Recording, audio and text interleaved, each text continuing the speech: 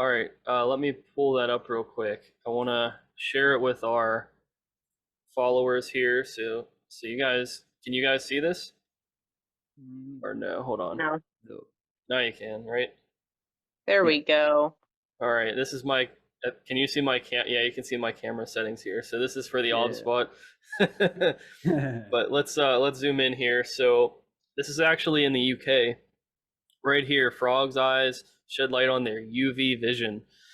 I don't know about you guys, but when I first started out in the hobby, I had a lot of people saying that frogs were deaf, dumb, and basically stupid. That was the idea that most people gave me about frogs when I first got into the hobby. Is they have one brain cell. They're very like basic animals, um, and I thought this was. I've obviously being in grad school, I've since learned otherwise. But I'm just saying, I think this is something that's very fascinating that a lot of people either have overlooked or maybe they never even knew of. But this article is talking about how like it starts out talking about the tree frogs, but it also goes on to talk about dart frogs, and it goes on to talk about things that are on the forest floor, like semi aquatic. So your ranids, your bufonids, so like your toads and your pond frogs, and a few other species. So it's kind of talking about their segregation of UV, and I thought that was very fascinating to read that because we hear all the time in the hobby, let's throw as much UVB as possible on our frogs or on our lizards and see what happens because that's just what we're told. Um, Now I want to open the floor up to you guys and see what your thoughts are. I know Flo, it's kind of unfair you didn't get the chance to really read it too in detail, um, but just I guess we'll start with Amelia to give him some time to read it. um, Sorry to throw you on the spot here, Amelia, but what was your takeaway from, something about this article? I know you keep dart frogs, you work with tree frogs, you have a toad, so you kind of can talk about this from a lot of perspectives. Um, it's actually been a minute since I've read the whole article, but I did find it really fascinating. I didn't realize that there was such a kind of a diversity and a spectrum of the ability of amphibians to be able to perceive UV light um, like that. And it makes sense. I think it goes on about how there's really only so much space in the structure of the eyeball for all the different features. And so there's kind of some trade offs that have to happen depending upon an animal's lifestyle and niche and stuff, where the tree frogs have more of a adaptation for being very agile at night, having really great depth of perception, detail perception, being able to navigate without falling and hurting themselves and stuff. Whereas you've got your other frogs that um, don't have to be quite as agile, so they can actually have that space in the eye devoted to the UV perception, like your bufonids and stuff you were talking about. Um, I don't think that it necessarily dictates whether or not the animal should be provided UV in captivity. I feel like that's more dependent on the environment that it comes from. Most things are probably going to have some amount of UV exposure. So generally, my philosophy is provide it, just don't make it uh, inescapable. Put it off to one area of the tank. Make sure there's plenty of cover objects and stuff like that. I haven't really noticed a ton of difference between the different kinds of frogs I keep in the reaction to UV all that much. I do have a spot where it's pretty accessible for my white tree frogs, which actually probably can't really see it. But they'll go and they'll hang out under there occasionally. So I don't know if maybe they notice some sort of like a mood boost, how you kind of have that sort of like sunny day, happy kind of feeling, especially if it's like winter time, you haven't gotten a lot of sunlight and stuff, and you go outside and it's like, ooh, that's nice. Um, my marsupial frog, my Indian marsupial frog, is the one who I've noticed doing the most kind of active basking behavior, it seems like, or at least she used to in her old enclosure. She doesn't quite as much in the new one, but I think that might be because it's shorter and it's longer, so using the same strength of bulb on it as I was before, it's probably just a little bit more intense. Um, But like I said, I don't think that ability to see UV should dictate whether or not a given animal should have access to it in captivity because, like, humans can't see UV, but we have benefits from it. Go outside, it still helps us generate our vitamin D, still helps us with our psychological health and stuff like that. But it's interesting to think about in terms of how does it contribute to maybe the visual um, way in which your animal is going to perceive its enclosure as well, if that's going to be something that's contributing to what it's seeing as it moves about in there, if you've got a species that can see that kind of thing or not. Before I uh, go deeper into it, Flo, would you like to add anything into it, or are you still kind of gathering some thoughts? Uh, to be honest, if I have to read it like very clearly through, but I think, in my opinion, it's always important to provide a little bit of UV or maybe try it out. That's my kind of method. Try it out, provide the animals what they have in nature, because yeah, it's I think it's a hard topic because lightning in general, because we can never replicate light in a enclosure like it would be outside. Mm, so I think it's important to yeah, try it out, provide UV, but like yeah, not the whole enclosure, just one area, so they can escape from it and not overpower them. I'm trying to find something here on Frog Forum or on um, Board. So I think that this, for me, pieces together something very, very important that a lot of people don't realize. I don't know if I can find it.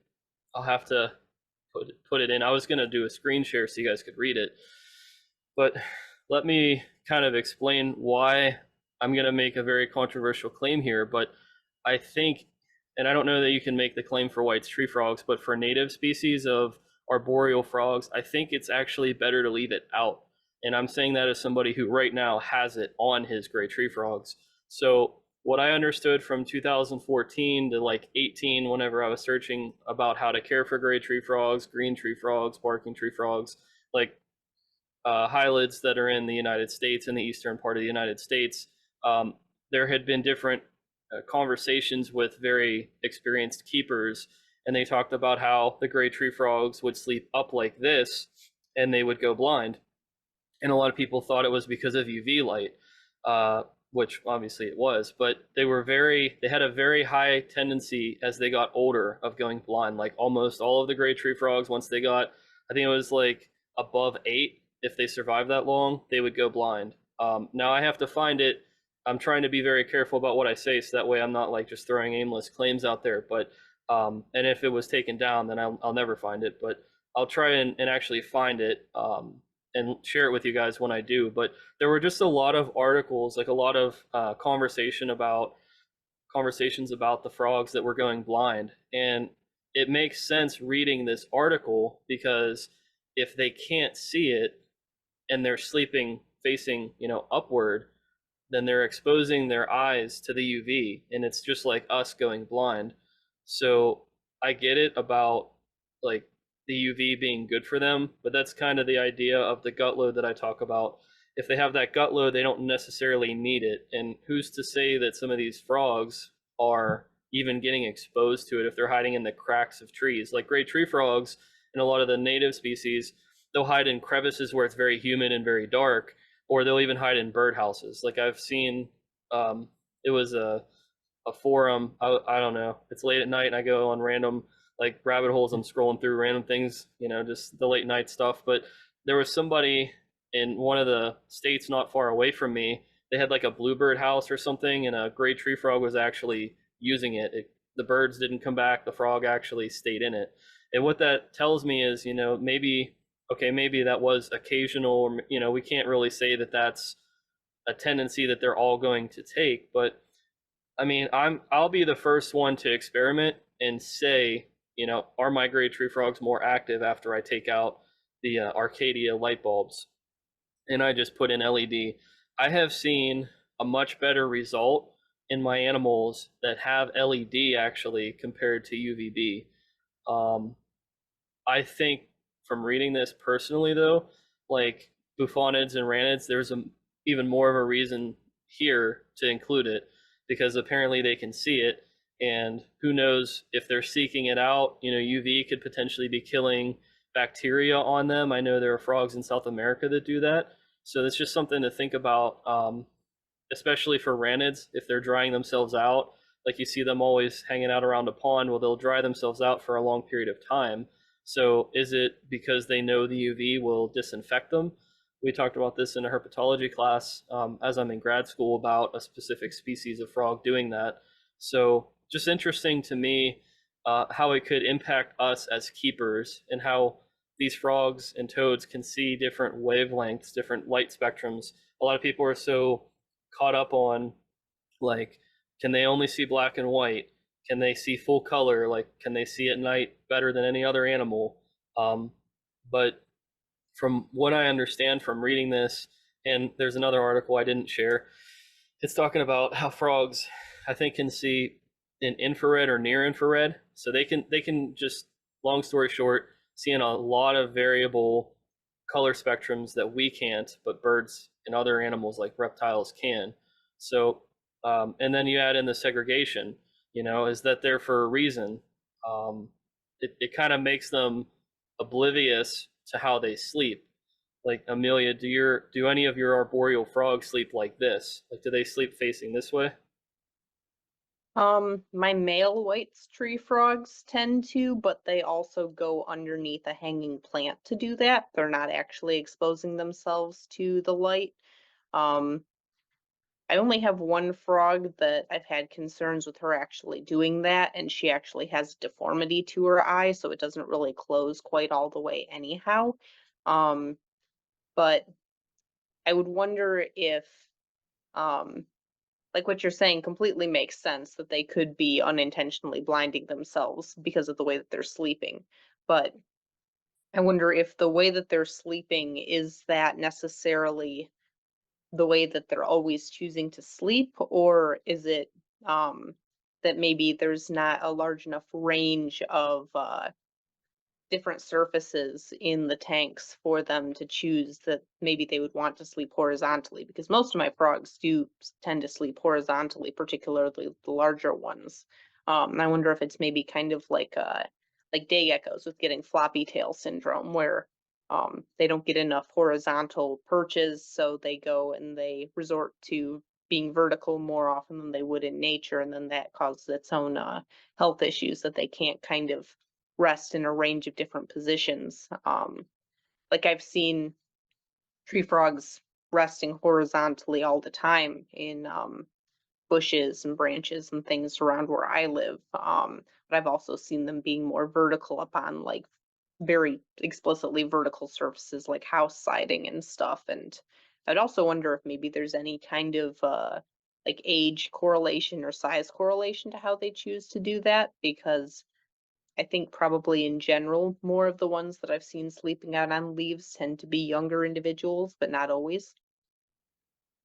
I think maybe So their gravity kind of changes or something. from what I understand, and take this with a grain of salt, it's more of a subjective take on this. But you said about the largest Exoterra flow recently, like you said about how you had kept an animal in that. So I actually keep my pair of gray tree frogs in the 100-gallon terrarium, the Exoterra, the largest one. And I didn't always keep them in that. I kept them in smaller tanks until it led up to this. Um, and I know that most people are not going to buy a $500 enclosure for two gray tree frogs, because a lot of people look at it like they're not a, let's be honest, they're not usually a primary animal for most people, sadly. Like, I try to make all of my animals the primary animal. I'm trying to get to 75 gallons or more for every tank, but and I've accomplished that, but that's a side note.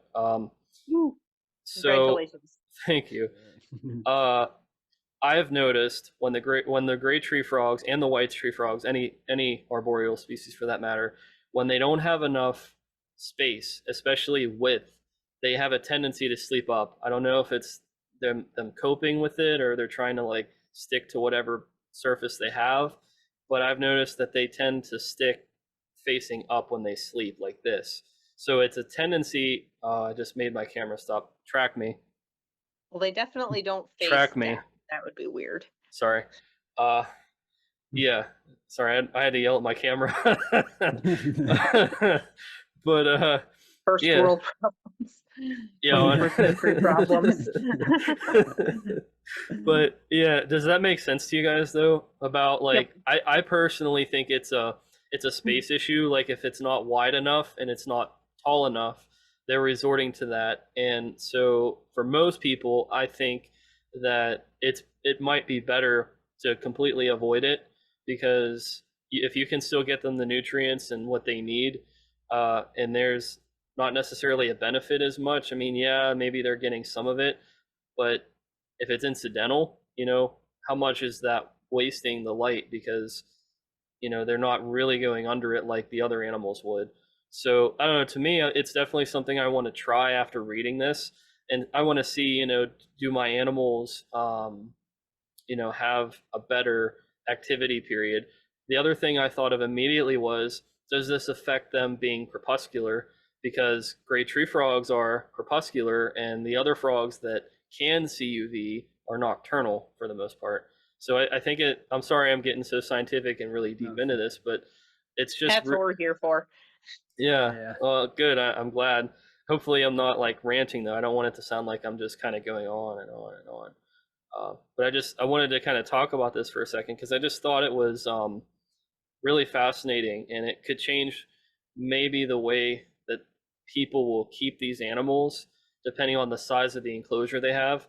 But anyway, yeah, like I was saying though, real quick, I think maybe it also has something to do with why they're diurnal, why they're crepuscular, or maybe it developed after that. Like maybe at some point they did have a sensitivity, and they just, it just ended up leaving them as a trait that they never really needed to retain.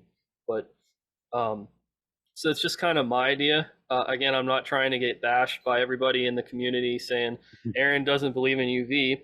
For the 240 gallon, I'll have both UV and LED, and for the 125 gallon, I have that. For the other toad tanks, so I mean, yeah, I still use it, but it diminishes it a little bit for me with like hylids and arboreal frogs, if that makes sense. Yeah, weirdly enough, my American toad never seems to really go and utilize his. I haven't actually gotten my bumblebee toads in their adult enclosure yet, because I've been waiting for the plants to grow in. I'm waiting for the plants to grow in again because the isopods did such a number on them. But it'll be interesting to see how they react to having UV on them, because that's not something I've been able to provide in their little grow out container that they've been in, because they start out so small. They're like the size of my pinky nail when I first got them this spring. So need to keep them in a little bit of a smaller space to make sure they can find food for a while. Yeah. Now, Flo, what are your thoughts on this? Do you just have the enclosure behind you, or do you have multiple tanks? No, it's just an enclosure behind me. So Go with big or this go size, home. yeah, but I mean, I'm fortunate that I can provide something like this, or build something like this. I think the last episode on animals at home, did you listen to this guy talking about the zoo level enclosure, and that it's the latest episode? I didn't. Yeah, Not the latest they're one. talking about enclosure sizes, and that a lot of people that have bigger enclosures bashing people that have smaller enclosures, and it's I don't like it when people judge over other people's. To be honest, just we can learn from everybody. I think everybody has something to bring to the table, and we are such a small community and we should work together, not against it. I can learn from someone that has a smaller enclosure as well as someone that has a smaller enclosure can learn from me. I think in this hobby we are never really, we are always learning. You can't have a level that you are can say you are done. So that's not how it goes, because we can't even understand animals in nature really. Haven't figured it out 100%. So why do we think we have figured it out in enclosures? For me, it's like Absolutely. a little bit silly. And what I also want to say is an enclosure this size wouldn't even make sense if I had, for example, only one branch in it. So you can also provide a enriched environment in a smaller enclosure, and that's just my way to keep animals. But it doesn't mean that other people's have to build something like this. Yeah, but I think it's always important to try stuff out and maybe think outside the box, and not for beginners it's a little bit hard because you have all this information from different sources and you're trying your best to really achieve your goals or your dreams. But I think you have to understand the basics, and then you can go outside the box and not harm the animals while going outside the box. You know what I mean? Because that also can go very fast south when you try too much, in my opinion.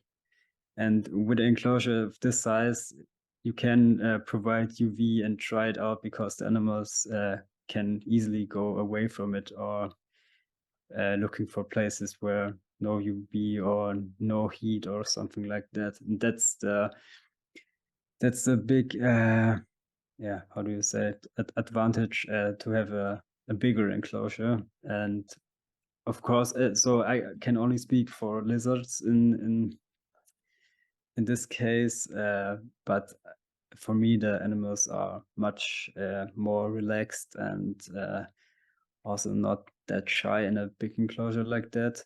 So yeah, I think people should definitely not be too hard to others, and not too hard to themselves. Try stuff out. That's my opinion, to be honest. So I'm gonna be upfront too. We deal with a lot of these battles on the Frog and Toad Facebook group. Are you a member of that, or?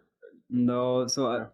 I have kept dart frogs, but this was That's years okay. ago. So I'm not really into frogs. I really want to get into frogs, but not at the moment. I don't blame you, but we face a lot of questions, not even necessarily from people who are beginners, but they will want to put stuff in shoe boxes, or they want to put stuff in very, very, very small tanks.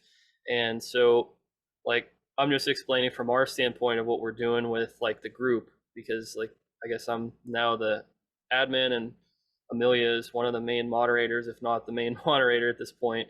Um, and we had to kind of draw a line somewhere, because if people are going to put them in like a a shoebox, and it's like a larger animal, like what you were talking about, and then they're trying to explain how that's like okay, we I think that was something where we needed to be able to advocate a little bit more. Not that we're trying to like shame people, but we want people to kind of understand that, like, at least for us, like, we want people to at least see a certain standard. Not that we're shaming people, but that we want to see the best care for the animals possible. So, like, with a minimum size of like a 20-gallon or something. My camera just like randomly had stuff pop up. I apologize. But We can't yeah, see it from our end. good. Yeah. But yeah, I wanted to make it clear that, like I said, we're not shaming people. But I mean, what are your thoughts on that? Do you think that kind of encouraging people to like more of a, I guess, a more respectable sized enclosure whenever they come into these groups is okay, or do you think like we should just completely be hands off with those kinds of conversations and just let them kind of talk? Mm, no, I think it's important to show the people what's possible and what should be the goals, because we are dealing with animals. You can treat them like shoes or something like this. Yeah, that's. I think there has to be definitely a standard, but like I said, in extreme cases, like myself, that's not standard.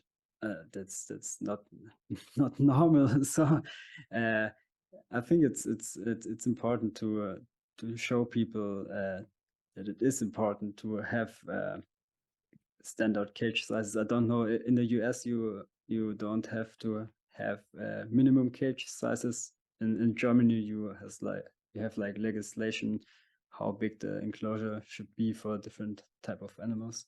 Oh, I didn't know you guys had that. No, so like they Yeah, can get away with putting it in a cup if they wanted. Yeah, yeah, it's okay. Oh it's yeah, some places in Europe have pretty detailed recommendations and even like you said, legislation for that kind of thing. It's very Yeah, yeah, interesting. yeah. It's okay, like so that's why we're seeing it. Like that's why my question probably came up a little bit confusing at first to you. yeah. But to be honest, some people say some people told me that the European style of keeping is always better than the American style or much more advanced. But to be honest, Usually it in seems that way to yeah, us it in seems America. yeah, but we also have a lot of let's just say black sheeps that keeping the animals not really good. Um, yeah, but we have the minimum cage sizes, so I don't exactly know how big they should be, but I think it's like 3 times the body size or 4 times the body size, and the length and height, it's all written down. But you don't get inspections or something like that. Maybe when you have big facilities or have you're a zoo or stuff like that, but not as a private person.